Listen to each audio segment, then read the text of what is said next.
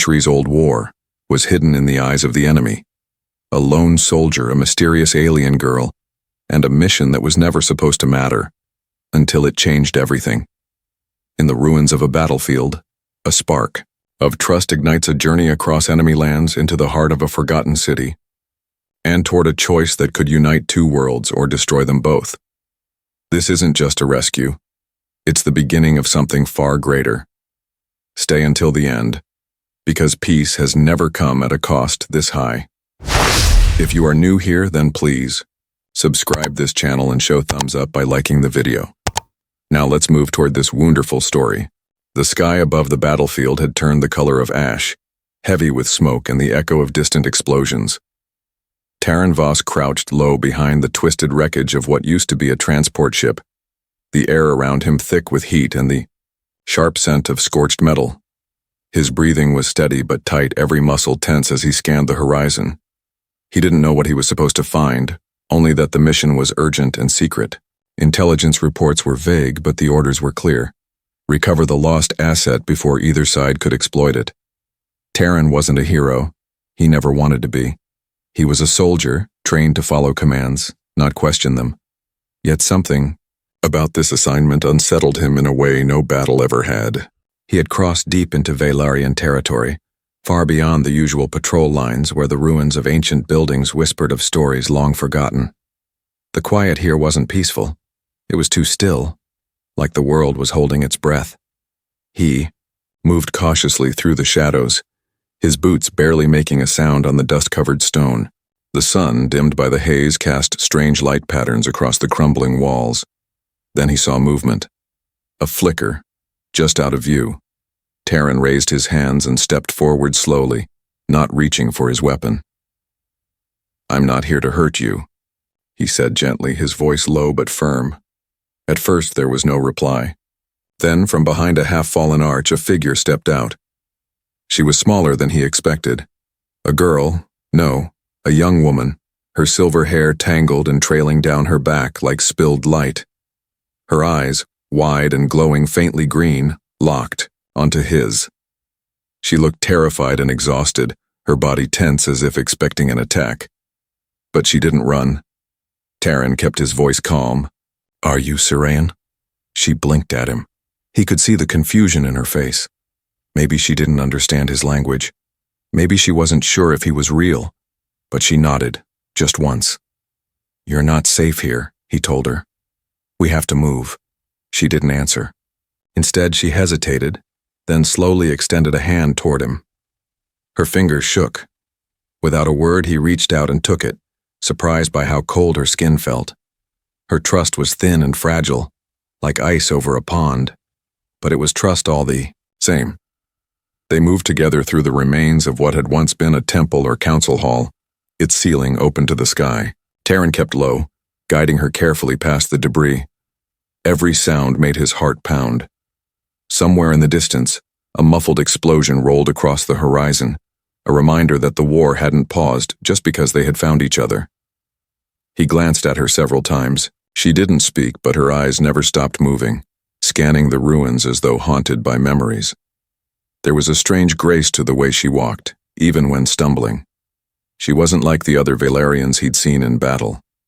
Those tall, sharp-featured beings with glowing armor and piercing stares. Sarayan looked delicate, almost fragile, yet there was something powerful beneath the surface. Something hidden, waiting. At one point they paused to rest behind a collapsed wall.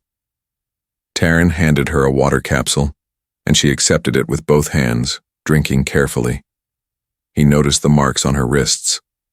Faint symbols, etched into her, skin like faded ink. They shimmered slightly in the dim light, and he had no idea what they meant. "Why were you left behind?" he asked quietly. "What happened?" She didn't answer right away. Then, barely louder than a breath, she said, "There was an ambush. I ran. I thought I could find a safe place." Her voice was soft, musical even in its weakness. Taryn felt a strange pull at his chest. He wasn't supposed to care. But he did. "We'll get you back," he told her. "I promise." She looked at him with something that almost resembled a smile. but it vanished as quickly as it came. They resumed their journey, sticking to narrow paths and hidden alleys between ancient structures. The silence between them was comfortable now, not awkward. A shared focus bound them together. Survival. Every step brought them closer to the extraction point, and to danger. Patrols could appear at any moment. One wrong turn could mean death. As the last rays of sun filtered through the dust-choked sky, Sirayan suddenly stopped. Taryn followed her gaze. Just ahead, two figures stood, silhouetted against the light. He raised his weapon instinctively, but Sirayan stepped forward. "No," she said softly, placing a hand on his arm. "Let me." She walked ahead, her posture straight despite the fear in her eyes. She spoke in her language, her voice steady and commanding. The two soldiers, Valarian scouts, looked at her, then at each other. For a moment, the world stood still. Then slowly they lowered their weapons and disappeared into the shadows. Taryn stared at her. "What did you say?" She turned back to him. "That I belong to peace. And so do you." The words stayed with him as they pressed on. Whatever this mission had started as, it had already become something else. And deep down, Taryn knew. This was only the beginning. The night was colder than Taryn expected. The kind of cold that seeped into his bones and made every step feel heavier. The ruined roads they walked on cracked beneath their feet, and the wind carried the sounds of distant fighting, far enough to be faint but close enough to remind them the war wasn't over. He glanced over at Sirayan, walking quietly beside him. Her silver hair glowed faintly in the moonlight, and her green eyes stayed alert, watching the shadows. They hadn't spoken much since leaving the city ruins. There wasn't much to say, and even less time to say it. Taryn focused on guiding her across the wastes, a stretch of barren land filled with wreckage, old minefields, and the skeletons of battles long past. The maps were outdated, the markers faded, and the danger very real. But this was the only way to get to the extraction point. Every other route had been compromised. Sirayan didn't complain. Even when her feet slipped or when she stumbled over twisted metal, she pushed on without a word. Taryn noticed her quiet determination, how she kept moving even though her body clearly ached. He offered her water and she nodded in thanks but didn't drink much. There was something heavy inside her, a sadness maybe, or a memory she couldn't let go. As they made their way through a broken tunnel, lit only by Taryn's wrist lamp, she finally spoke. "Why do you help me?" He looked at her, surprised. Her voice was soft but steady and her eyes didn't waver. "I don't know," he admitted. "Maybe because I saw someone who needed help. Maybe because I'm tired of watching everything fall apart." Sirayan seemed to consider his answer. Then she said, "Back home, I was told your kind only destroys. That you take what isn't yours and burn what you leave behind." Taryn didn't answer right away. There was truth in her words and he knew it. But he also knew that wasn't the whole story. "Not all of us are like that," he said finally. "Just like I know not all of your people want war." She looked away, silent again. The tunnel opened into a valley filled with thick yellow mist. Strange plants grew from cracks in the ground, their leaves glowing faintly. Taryn raised his rifle, eyes scanning the landscape. "Stay close," he whispered. They moved carefully through the fog, the air buzzing with a low, humming sound. Taryn recognized it, a Valarian scout drone. He motioned for Sirayan to crouch and they ducked behind a fallen transport. The drone passed overhead, its light sweeping across the valley like a predator's gaze. When it was gone, they kept moving, faster now. At dusk, they reached a ridge overlooking the edge of the wastes. Taryn pulled out a small transmitter and checked for signals. Still nothing. They had another 2 days of travel ahead of them if the weather held. If their luck held. He set up a small campfire using a heat capsule, and they huddled beside it for warmth. Sirayan stared into the flames, her face bathed in orange light. "My mother thinks I'm dead," she said quietly. Taryn didn't know what to say. He couldn't imagine what it would feel like, to be royalty, to be hunted, and to be forgotten. She told me once that leaders must learn to lose, Sarayan continued, that only when we lose something do we understand what it means to protect. Terran looked at her. You're not lost, not anymore. She met his eyes and something passed between them. Not love, not yet, but trust. A bridge slowly building between two strangers from different worlds. The next day brought new dangers. A storm swept across the plains, forcing them to shelter inside the broken hull of an old aircraft. Wind howled through the cracks, and sand scraped across the metal like claws. Sarayan wrapped herself in a survival blanket while Terran reinforced the door. They sat in silence for hours, listening to the storm rage around them. When the worst had passed, they emerged into a landscape transformed. The storm had cleared the air, revealing distant mountains and strange lights flickering in the sky. They walked for hours, passing the remains of a battle site. Burned out, vehicles, melted armor, broken helmets. Terran paused by one of the bodies, a human soldier, his uniform still recognizable. He knelt, eyes scanning the badge. He was with my unit, he said softly. Sarayan stood beside him. I'm sorry. Terran nodded and moved on. He couldn't let the past stop him now. That night, they found a quiet grove hidden between stone pillars. It felt almost sacred. The stars were bright and the air was still. As they sat by the fire, Sarayan spoke again. There's something I didn't tell you. Terran turned to her, waiting. I wasn't just lost, she said. I ran. I left. During a battle because I saw something I wasn't supposed to see. A secret. If I go back, they'll ask questions I'm not ready to answer. Terran watched her carefully. What did you see? She hesitated. A message from my mother, hidden in an old archive. She spoke of a plan to end the war, not through victory, but through unity. Terran's heart skipped. Do you believe her? Sarayan looked up at the stars. I want to. They didn't speak again that night, but when they set off the next morning, there was something new in the air. Not just tension, not just danger, hope.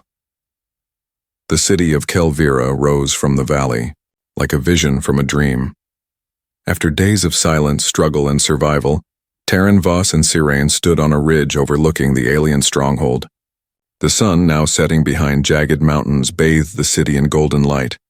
Its towers shimmered with translucent walls that bent the light into dancing colors.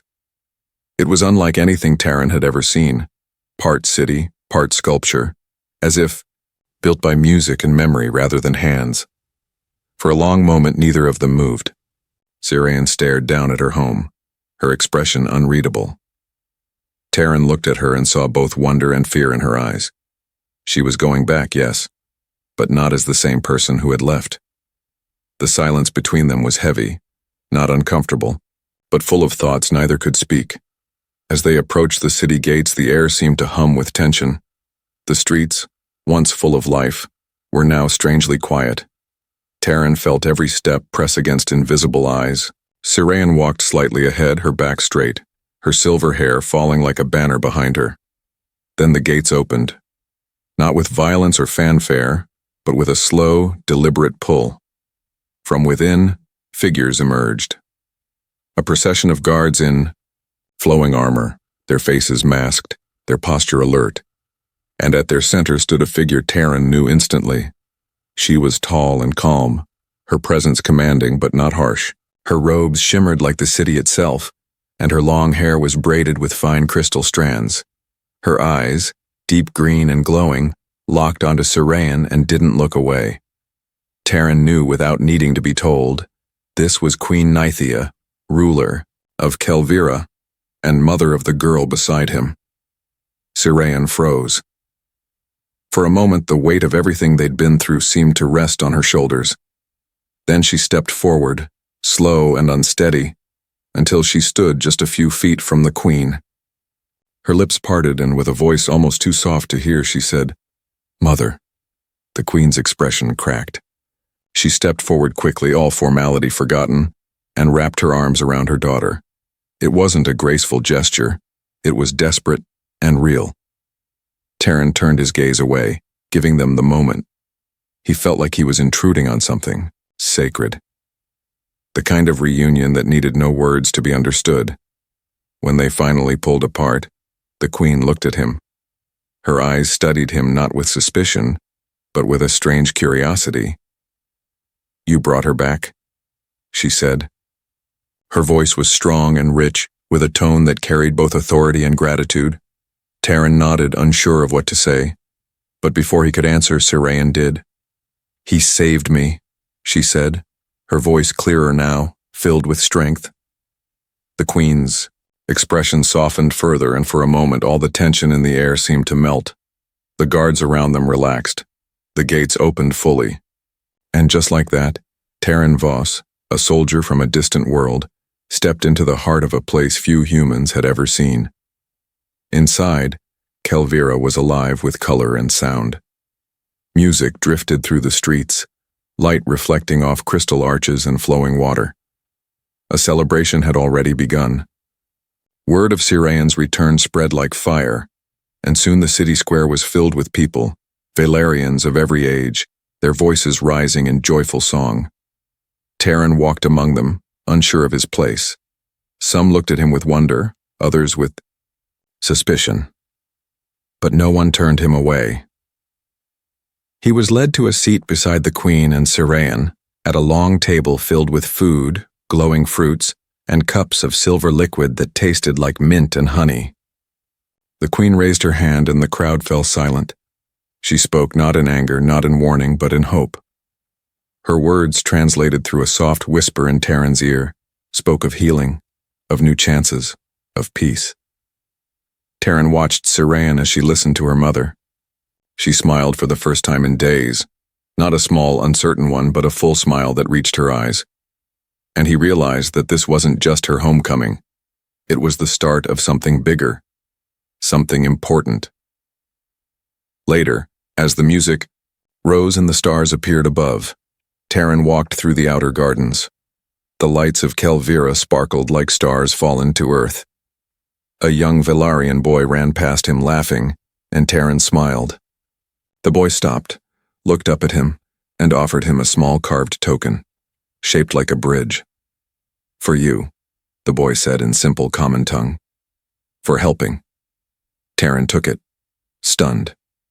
"Thank you," he replied quietly. He looked back toward the center of the city, where Sirayan stood beside her mother, both glowing softly in the starlight. And for the first time since he'd arrived, Terran didn't feel like an outsider. He felt like a thread in a story much older and deeper than he'd ever known. The light of Kelvira wasn't just in its buildings or its songs, it was in its people. And now, perhaps in him too. Back on Earth, Terran Voss became a name that no one could ignore. His return from Velaryon space wasn't quiet or hidden. It was loud, chaotic, and full of questions. Some called him a hero who brought hope in a time of endless war. Others whispered that he was a traitor who had risked everything for an alien cause. Reporters tried to corner him. Military officers questioned him again and again. His answers were simple, honest, but they never seemed to be enough. He had returned not with weapons or secrets, but with a message. Peace might be possible, and that scared people more than war ever had. In the middle of the noise, Terran kept thinking about Kelvira, the city of light, the laughter of Velaryon, children, the Queen's calm voice, and Sirayan's smile. That place didn't feel like a dream. It felt real, more real than the cold rooms of the military base, or the endless screens filled with fear and doubt. Terran had crossed lines no soldier was ever meant to cross. But he didn't regret it. He had seen what unity could look like, and he couldn't go back to pretending the world was only black and white. One night, a message appeared on his private terminal. It didn't come through official channels. It wasn't signed. Just a simple sentence. "The bridge has been built. Will you cross it?" Terran stared at those words for a long time. He knew what it meant. Somewhere high above the surface of both worlds, a new meeting point had been created. Not a battlefield, not a negotiation table, but a place where something new could begin. He didn't tell anyone he was leaving. There would have been too many arguments, too many orders to stay. Instead, he boarded a small transport alone and left Earth behind once more. As the ship climbed higher, the stars returned, silent, endless, full of possibilities. And then he saw it. The bridge wasn't a bridge in the usual sense. It was a station, floating between two planets, its architecture, a blend of human and Valerian design. Smooth curves met sharp edges. Soft lights glowed beside practical steel. It was a place that belonged to both and neither. Terran docked his ship, heart pounding. He wasn't sure what he expected to find. Inside, the halls were quiet, clean, and filled with the faint hum of energy. As he walked, he saw signs written in two languages, doorways shaped to fit both human and Valerian forms. He felt like he was walking through a dream that had somehow come true. Then he reached the main chamber. And there she was. Sirayan stood near the wide window that looked out over the stars. She turned as he entered, her eyes bright, her expression unreadable. For a moment, they just looked at each other. Then she smiled. Not the shy, uncertain smile from before, but one full of warmth. "You came," she said. Terran nodded. "I had to." They stood together at the window watching the slow dance of planets and moons. The silence between them was different now. Not heavy, not full of questions, but peaceful. Finally, Sirayan spoke again.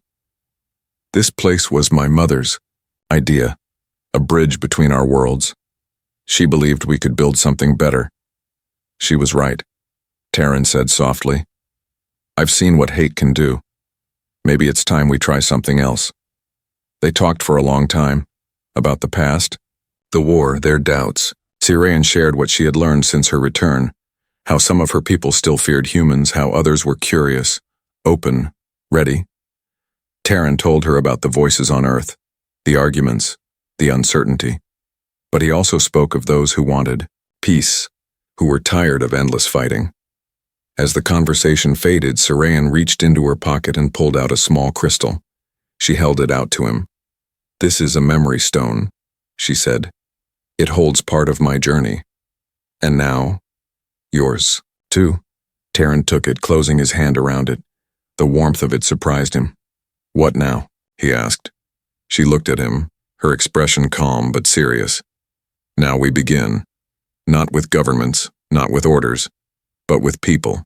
You and me, talking, listening, learning." He nodded slowly. It sounded simple, but he knew it wasn't.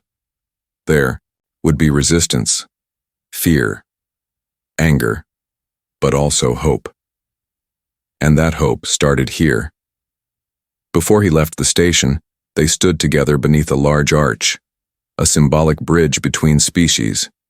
It was made of two different metals, fused together so perfectly you couldn't see the seam. It wasn't just a structure, it was a promise. As he boarded his ship once more, heading back to Earth, Terran looked out at the stars and thought about everything that had brought him to this moment. A lost girl in the ruins, a promise made in silence, a city glowing with light, and now a new path stretching out into the unknown. The bridge in the sky was real, and he had crossed it, not just with his feet, but with his heart.